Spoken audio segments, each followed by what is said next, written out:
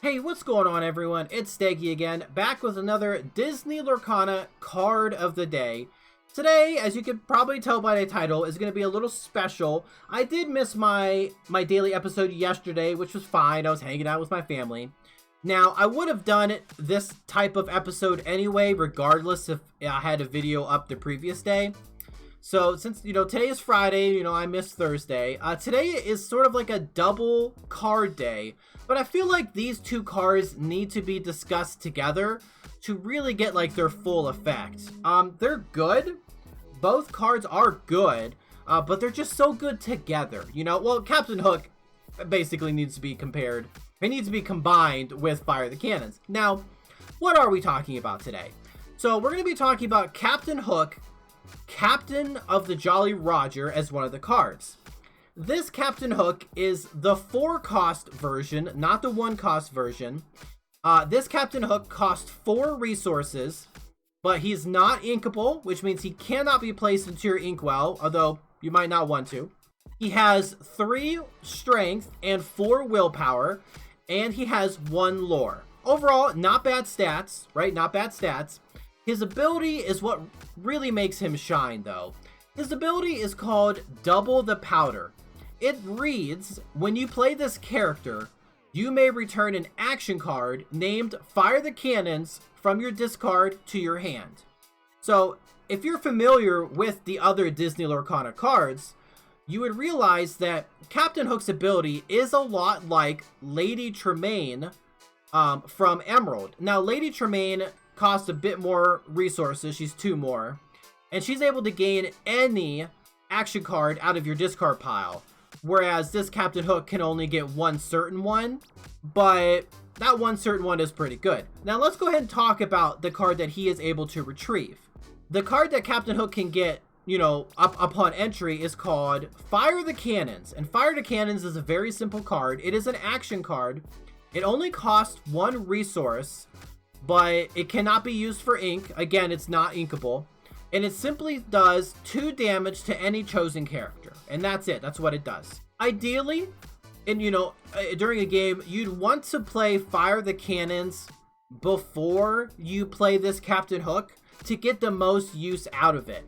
Because you would be able to play Fire the Cannons and maybe take out one of your opponent's early characters that has 2 or less willpower. Then at a later turn, play your Captain Hook to get that Fire the Cannons back into your hand, which will give you an extra 2 damage that you're able to place wherever. You can not just eliminate an opponent's character with it. What I mean, I know it's worded weird. I mean, you don't have to play Fire the Cannons to take out something that has 2 or less resources. 2 or less willpower. You can say trade Captain Hook into something like an opposing beast, or something like an opposing Jafar, the wicked sorcerer, and then use Fire the Cannons to deal that extra bit of damage to take that character out. That's pretty good. Also, if you have say 6 resources, you could play Fire the Cannons for 1 of them, deal 2 damage to something, then play your Captain Hook to get that Fire the Cannons back into your hand, and then so you spent 4 more resources. You have 1 resource left.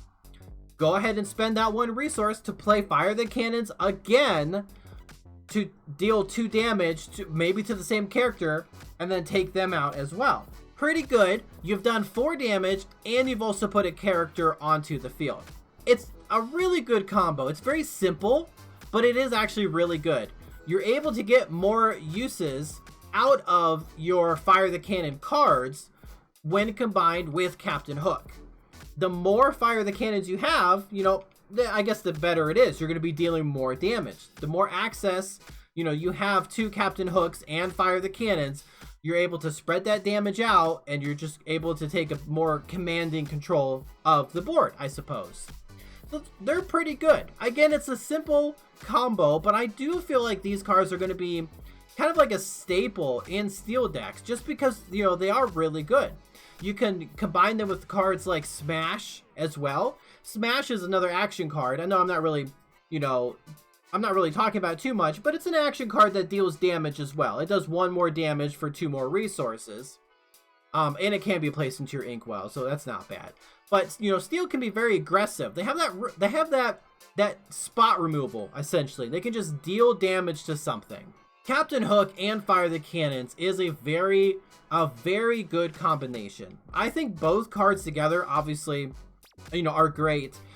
Captain Hook feels bad when you play him and you don't have Fire the Cannons, because there are other 4-cost characters. For example, we can talk about Ariel.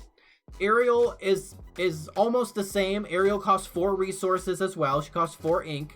She has 3 strength, and she has 4 willpower, just like Captain Hook. But that Ariel, or the same, that's the only Ariel. That Ariel only quests, she quests for 2 lore, whereas Captain Hook only quests for 1. And Ariel doesn't rely on other cards. Do you know what I mean? So playing Ariel doesn't feel bad because you can use her for offense or defense, or, you know, you can quest with her, or you can challenge with her. But you play Captain Hook with no Fire the Cannons and you're like, oh well, kind of an overcosted, you know, wardrobe, overcosted Mickey Mouse, like a 3/4. But you know, it is what it is. It's not terrible. He's not terrible, but yeah, it's like, it's kind of a bad thing, and you can't even use him for ink. But overall, I think the combination of these cards are really good. Like, yeah, I think they're really good. Together, right? If you're able to pull off the combo and stuff, I think they're probably solid, like 8 to 8.5 out of 10. You know, Fire the Cannons by itself is a really great card. Being able to spend 1 resource to deal 2 damage to anything is just really good right now.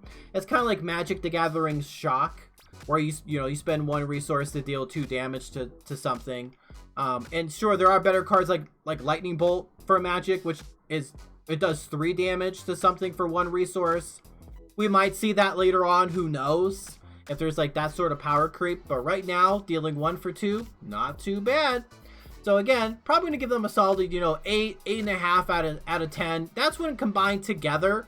Although I do think that Fire the Cannons kind of, you know, carries the team a bit, only because Fire the Cannons is useful all the time. Like if it's in your hand without Captain Hook, you're able to play it and get some good uses out of it. But if Captain Hook is in your hand and you don't have Fire the Cannons, then that does feel kind of bad, and it's almost like I don't want to play him because, you know, I really want to get the effect off. But you could have multiple copies in your deck. It's not a big deal. It just feels bad not playing the combo. I get it. So yeah, overall, I like them. I think they're really cool. I like Steel a lot. I didn't think I really would, but after seeing more and more cards, I do really like Steel. It's really growing on me. So I'll probably be playing Captain Hook and Fire the Cannons, you know, in my Steel deck. But hey, thanks for watching. I appreciate it. You know, early morning video. I didn't sleep a ton last night. I don't know if I'm off or whatever, but I do know Captain Hook and Fire the Cannons is a good combo. Good cards, good cards. So, alright, I'm going to go ahead and end it. Thanks for watching. I appreciate it. Stay safe out there. Make a decision. I'll see you in the next one. Bye.